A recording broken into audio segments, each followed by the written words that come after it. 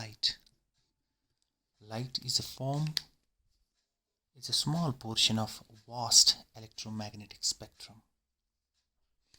The spectrum is distinguished by a variable quantity, that's wavelength, or you can say frequency.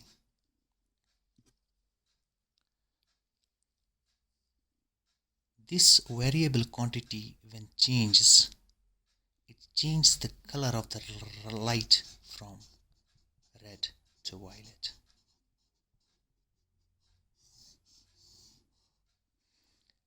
As you will be aware of the fact that we have 7 colors waveguide by the name waveguide.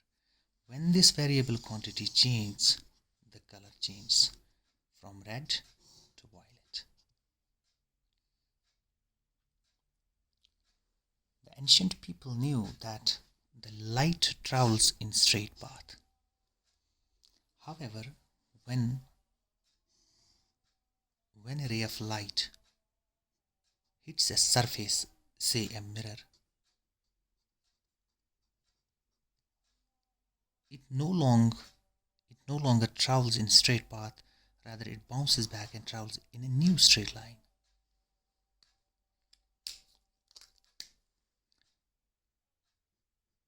The ancient people exactly knew the relation between these two angles, theta I, which is called angle of incidence, and theta R, which is called angle of reflection. That theta I, that is angle of incidence, is equal to the angle of reflection.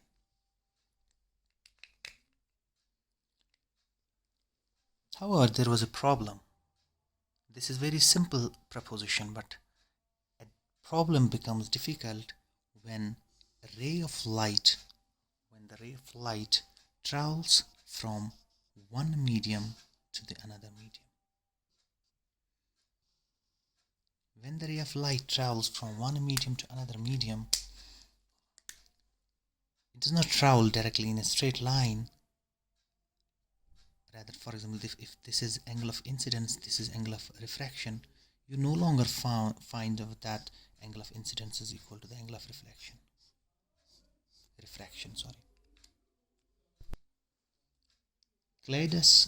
Ptolemy made a list of the angle made by light in air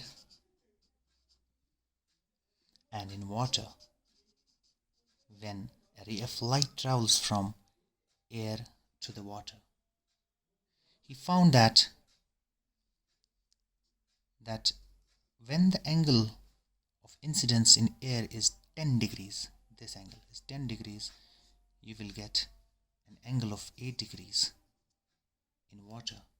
And when it's 60 degrees in air, you will get 40.5 degree angle in water. And when it is 80 degree, and you will get an angle of 50 degree in water.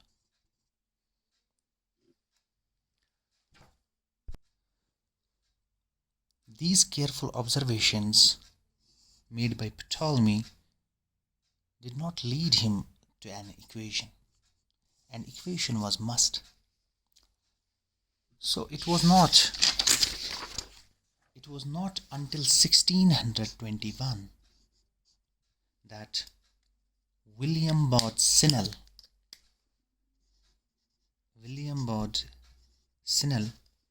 found a very good relationship between the angles of incidence and angle of refraction.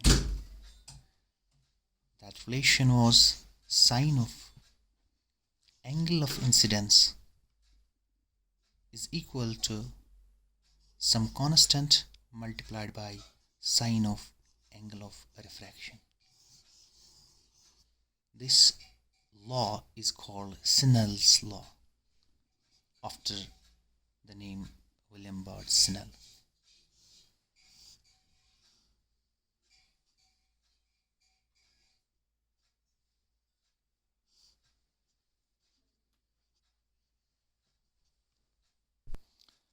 There was a remarkable agreement of this equation to the observations of Ptolemy. Using that relation, Snell was able to find the value of mu for water. That's 1.33 approximately. That is the refractive index of water. But I want to say one thing here, that every time you observe an effect, you have to observe it. Like Ptolemy observed the effect. He observed when light travels from one medium to another medium, it bends. The angles are not equal. Then you measure it. You observe an effect, then you measure it, and then you list it. You make a table. You list it. You list it. And when you list it, you find a law. You find a law.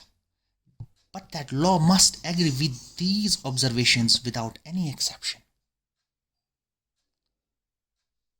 You observe an effect, you measure it, you list it, and you find a law that agrees with the observations without exception. That is science. That is what we call physics. Thank you so much.